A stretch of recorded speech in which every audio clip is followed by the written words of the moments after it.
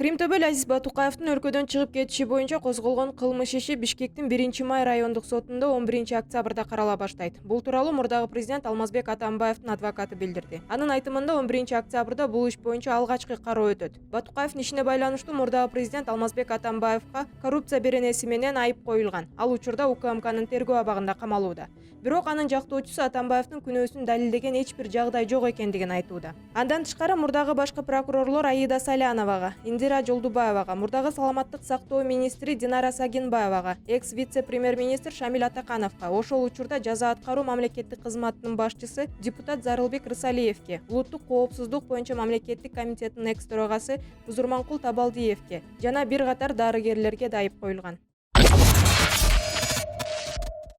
Социалдык тармакта депутат Руслан Казакбаевдин уулунун үйлөнүү тоюндагы видео сүрөттөр тарады. Алардын арасынан Кадыр Атамбаев, Өмүрбек Текебаев менен Өмүрбек Бабанов менен бирге түшкөн сүрөтү социалдык тармактагы талкууга алынып жатат.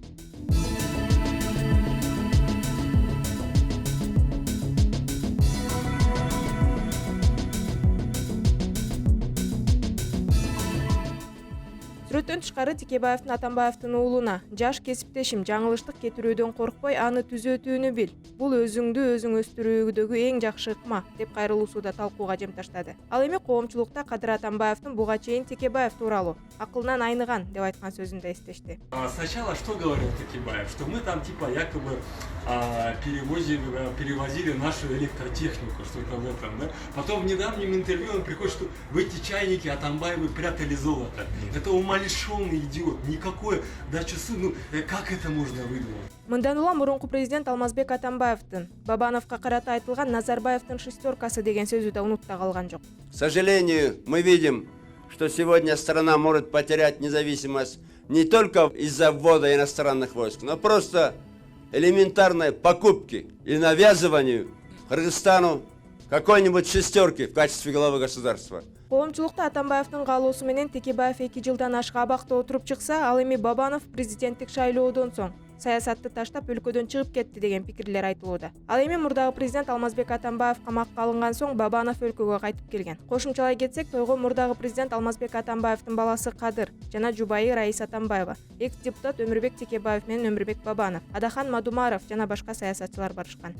Ал арада мурунку президент Алмазбек Атамбаевдин кичүү уулу Кадыр Атамбаев Кыргызстандан кетип жатат деген маалымат тарады. Ал эми КСДП партиясынын расмий өкүлү Кундуз Жолдубаева бул маалыматты ырастап, Кадыр Атамбаев чет өлкөгө окуусун улантуу үчүн кетип жаткандыгын айтты.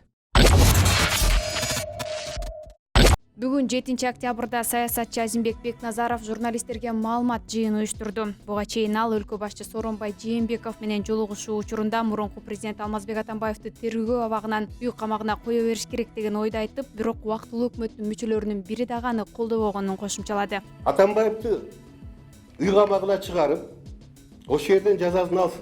Мен айтам, айрыкча акыркы жана массалык тополоңду уюштуруп, бүйөдө кан төгүлгөнү боюнча жазасын алыш керек. Бирок биз аны ого өтөр кайра душман кылып эле кыла бербей ушул үй камагына чыгарып, андан кийин соттосок деле болот, ушуну ойлонуп көрбөйсүңөрбү деген ой пикиримди айттым. Ушуну бир ойлонуп көрбөйсүңөрбү деп.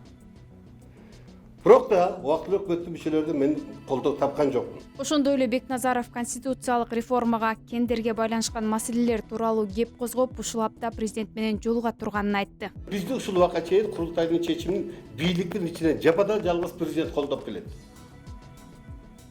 Бул кошомат эмес, ачык сөз.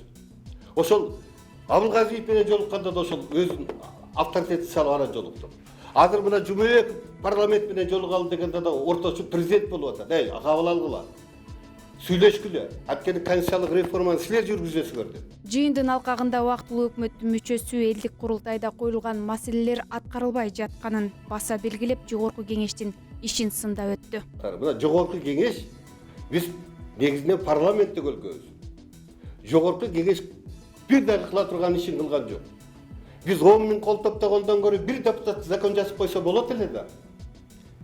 Ошол биз 10 миң кол топто 13-жылда киргиздик кумторду денонсация кылуу боюнча. Быйыл аракет кылдык киргизели деп. Бизди кыйнабай бир депутат ошону денонсация мыйзамын жазып койсо болот эле да. Же бир фракция жазып койсо болот эле да.